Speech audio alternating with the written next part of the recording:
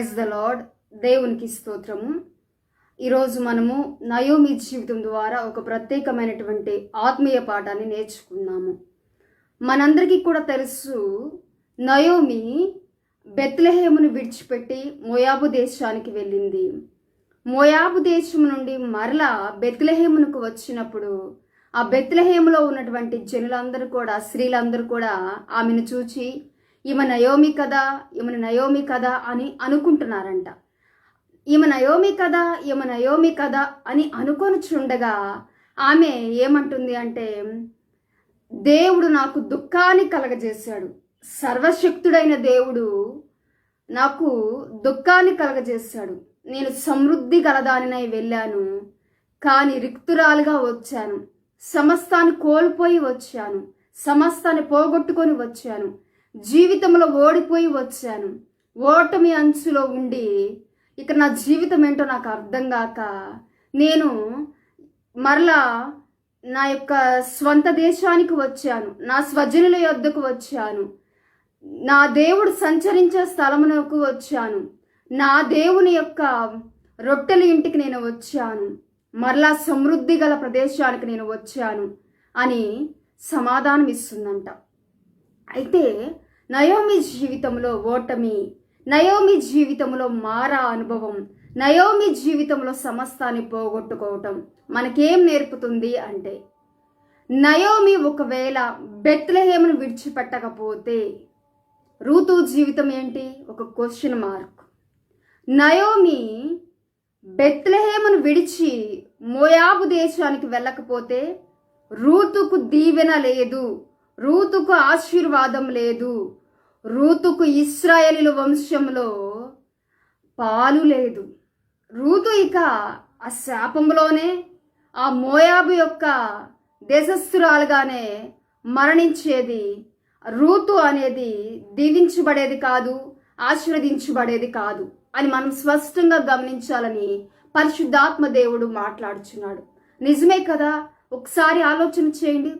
ఇక్కడ నయోమి, నేను సమస్తాన్ని పోగొట్టుకున్నాను, నా జీవితంలో ఓడిపోయాను, నేను ఎందుకు బెత్లెహేమును విడిచిపెట్టి వెళ్ళాను? ఒకవేళ బెత్లెహేమును విడిచిపెట్టకపోతే నా భర్తను కోల్పోయేదాన్ని కాదు, నా 2 కుమారులను కోల్పోయేదాన్ని కాదు, నేను ఇలా రిక్తురాలుగా మారేదాన్ని కాదు. నేను ఎందుకు ఇలా చేశాను? నేను ఎందుకు ఇలా చేశాను? నేను ఎందుకు ఇలాగూ దేవుడు సంచరించేటువంటి బెత్లెహేమును విడిచిపెట్టి వెళ్ళిపోయాను? నేనెందుకు దేవునికి దూరంగా వెళ్ళిపోయాను? నేనెందుకు దేవునికి అవిధేయురాలుగా నడుచుకున్నాను? కాస్త శ్రమ వస్తే, కరువు వస్తే, ఇబ్బంది వస్తే, ఇరుకు వస్తే నిలబడలేకపోయాను, పడిపోయాను, తొట్టిల్లిపోయాను. ఈ యొక్క కరువులో నిలబడలేక ఎక్కడో సమృద్ధి ఉన్నదని, ఆహారం దొరుకుతుందని మోయాబు దేశానికి వెళ్ళాను, శాపగ్రస్తమైన దేశానికి వెళ్ళాను, అన్యులు సంచరించేటువంటి దేశానికి వెళ్ళాను, దేవుడు లేని చోటుకు వెళ్ళాను. సమస్తాన్ని పోగొట్టుకున్నాను. ప్రార్థనా జీవితంలో అడుగంటిపోయాను, ఆత్మీయ జీవితంలో నిలబడలేకపోయాను, నా భర్తను కాపాడుకోలేకపోయాను, నా కుమారులను కాపాడుకోలేకపోయాను అని నయోమి ఎంతగానో దుఃఖించి ఉండవచ్చు, బాధ చెంది ఉండవచ్చు.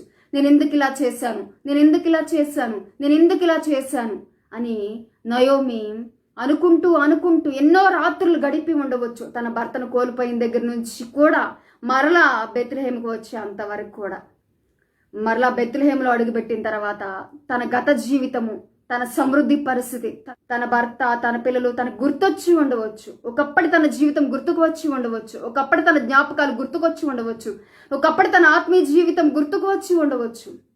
అయితే ఒకటి గమనించాలి, నీవు కూడా ఇలాగే అనుకుంటున్నావేమో, ఎందుకు నా జీవితం ఇలా అయిపోయింది, ఎందుకు నా జీవితంలో ఓడిపోయాను, ఎందుకు నా జీవితంలో ఈ మారా అనుభవం, ఎందుకు నా జీవితంలో ఈ దుఃఖ సంద్రము, నేను ఎందుకు ఇలా చేశాను, నేను ఎందుకు దేవునికి దూరంగా వెళ్ళిపోయాను, నేను ఆ క్షణం ఆగిపోయి ఉంటే బాగుండేదే, ఆ క్షణం అలా చేసి ఉంటే బాగుండేదే, ఆ రోజు అలా చేసి ఉంటే బాగుండేదే, ఆ రోజు దేవుడు మాట్లాడినట్టు లోబడితే బాగుండేదే, విధేయత చూపితే బాగుండేదే, శ్రమలో నిలిచి ఉంటే బాగుండేదే, దేవుని పరీక్షలో నెగ్గి ఉంటే బాగుండేదే, నేను నిలబడలేకపోయాను, నేను ఓడిపోయాను, పరీక్షలో ఫెయిల్ అయిపోయాను, నిరీక్షణ కోల్పోయాను, అవిశ్వాసురాలను అయిపోయాను, ప్రార్థనా జీవితంలో అడుగంటిపోయాను, ఆత్మీయ జీవితంలో వెనకడిపోయి వేశాను.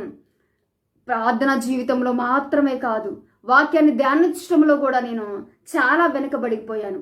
నేను ఎందుకు ఇలా చేశాను, నేను ఎందుకు సంఘానికి దూరం అయిపోయాను, ఎందుకు సేవకుడి మాట వినలేదు, ఎందుకు నా తల్లిదండ్రుల మాట వినలేదు, ఎందుకు నా యవ్వన జీవితాన్ని ఇలా చేసుకున్నాను, ఎందుకు నా యవ్వన జీవితంలో నా సొంత ఇష్టాన్ని నెరవేర్చాను, ఎందుకు నా సొంత ఇష్టాలు నా సొంత అభిప్రాయాలు నెరవేర్చాను, ఎందుకు లోకంలో కొట్టుకొని పోయాను, ఎందుకు లోకంలో నచ్చినట్లుగా ఇష్టం వచ్చినట్లుగా జీవించాను, లోక ఇష్టాలు నెరవేర్చాను, అపవాది చెప్పింది చేశాను, నేను అనేకమైనటువంటి నేను చేయకూడని పనులు ఎందుకు చేశాను, ఎందుకు నా జీవితం ఇలా అయిపోయింది, ఎందుకు ఎందుకు ఎందుకు అని నీ జీవితంలో కూడా అనేక మార్లు ప్రశ్నలు తలెత్తాయేమో. ఒకవేళ నయోమి ఓడిపోయినట్లుగా నీవు కూడా ఓడిపోయిన స్థితిలో ఉన్నావేమో. నయోమి జీవితం మారాగా అయిపోయినట్లుగా నీ జీవితం కూడా మారాగా అయిపోయినదేమో. నయోమి కూడా సమస్తాన్ని పోగొట్టుకున్నట్లుగా నీవు కూడా సమస్తాన్ని పోగొట్టుకున్నావేమో. నయోమి రిక్తురాలు అయిపోయినట్టు నీవు కూడా రిక్తురాలు అయిపోయావేమో, రిక్తుడు అయిపోయావేమో.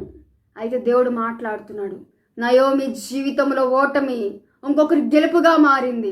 నయోమి జీవితంలో ఓటమి రూతుకి గెలుపుగా మారింది.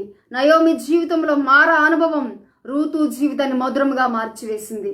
నయోమి జీవితంలో సమస్తాన్ని పోగొట్టుకోవటము రూతు జీవితాన్ని దీవెనగా ఆశీర్వాదకరంగా మార్చింది, ఇశ్రాయేలు వంశంలో చేర్చింది.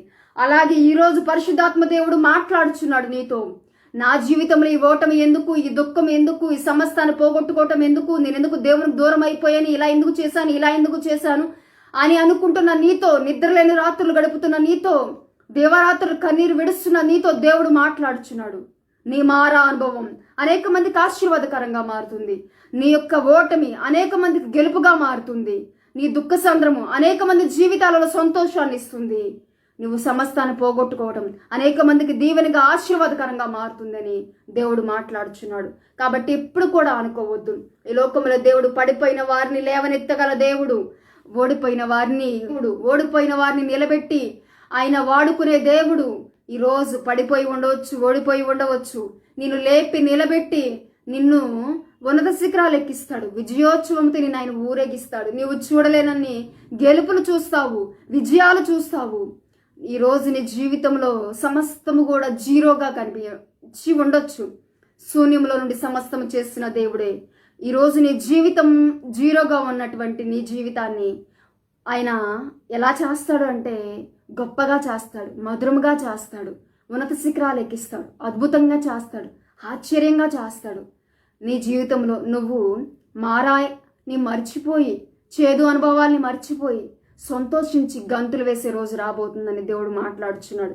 కాబట్టి ఈరోజు ఓడిపోయిన వారితో దేవుడు మాట్లాడే మాట ఏమిటంటే, నీ ఓటమి, నీ మారా అనుభవము, నీ దుఃఖము అనేక మందికి దీవెనగా ఆశీర్వాదకరంగా మారుతుంది, అనేక మందికి విజయాలను అందిస్తుంది.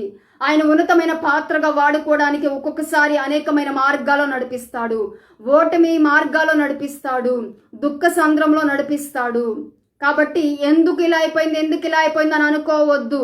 నీ ఫెయిల్యూర్ అనేక మందికి ఒక గొప్ప గెలుపును అందిస్తుందని దేవుడు మాట్లాడుతున్నాడు. నీవు అనేక మందికి మాదిరికరంగా నిలబడబోతున్నావు, అనేక మందిని అవనస్తులను నిలబెట్టబోతున్నావు, అనేక మందిని జీవితాలు కట్టబోతున్నావు. నీవు దేవుని కొరకు వాడబడే గొప్ప సాధనమివి. నయోమి జీవితంలో మారాని మధురంగా మార్చిన దేవుడు, ఓటమిని రూతు జీవితంలో దీవెన ఆశీర్వాదకరంగా మార్చిన దేవుడు. నీ జీవితంలో ఉన్న మారాని, నీ జీవితంలో ఉన్న ఓటమిని ఈరోజు అనేక మంది జీవితంలో గెలుపుని, దీవెనని, ఆశీర్వాదాన్ని తీసుకువచ్చి నిన్ను ఒక సాక్షిగా నిలబెట్టునుగాక. ఈరోజు నయోమి జీవితం ద్వారా ఒక మంచి ఆత్మీయ పాఠం నేర్చుకున్నారని నమ్ముచున్నాను. ఈ వాక్యము ప్రతి ఒక్కరి హృదయాలు కదిలించాలని, అనేక మంది యవనస్తులు, పెద్దవాళ్ళు, నడి వయస్కులు, ఈ లోకములో దుఃఖ సంద్రంలో ఉన్న వాళ్ళు, పోగొట్టుకున్న వాళ్ళు, మోసపోయిన వాళ్ళు, ప్రతి ఒక్కరిని కూడా దేవుడు మరలా దర్శించి ఈ వాక్యం ద్వారా మాట్లాడి ఓటమిలో నుంచి గెలుపులోనికి నడిపించబోతున్నాడని నమ్మి విశ్వసించండి. దేవుని యొద్దకు రండి, అప్పుడు ఆయన మీ యొద్దకు వచ్చును. మీ యొద్దకు నయోమి కూడా సమస్తాన్ని పోగొట్టుకుని మోయాబు దేశంలోనే లేదు, మరలా బెత్లెహేంలోనికి వచ్చింది. నీవు కూడా సమస్తాన్ని పోగొట్టుకుని లోకంలోనే ఉండవద్దు. నువ్వు ఏం కోల్పోయావో, నువ్వు పోగొట్టుకున్న దాన్ని ఎక్కడ తిరిగి పొందుకోగలవో ఒకసారి గ్రహించుకో. మరలా బెత్లెహేములోనికి రా, సంఘములోనికి రా, దేవుడు దర్శించే స్థలానికి రా. ఆయన వైపు చేతులెత్తి ప్రార్థించు, దీన మనస్కురాలుగా ప్రార్థించు. నీకు అవిధేయత కలిగి నడుచుకున్నాను, నేను దుఃఖ పెట్టాను, నేను బాధ పెట్టాను, నువ్వు పెట్టిన పరీక్షలో నిలవలేకపోయాను. కానీ ప్రభువా, నా జీవితంలో ఉన్న ఓటమిని, నా యొక్క గతిని అనేక మందికి దీవెన ఆశీర్వాదకరంగా మారుస్తావని నేను నమ్ముచున్నానని నీ జీవితానికి దేవునికి అప్పగించుకో, దేవునికి సమర్పించుకో. ఆయన నీ జీవితాన్ని తప్పక మధురంగా మారుస్తాడు. నీ ద్వారా అనేక మంది జీవితాలను వెలిగిస్తాడు, అనేక మందికి దీవెన ఆశీర్వాదాన్ని ఇస్తాడు. అటు రీతిగా ప్రతి ఒక్కరిని దేవుడు దీవించి ఆశీర్వదించునుగాక. ఆమేన్, ఆమేన్.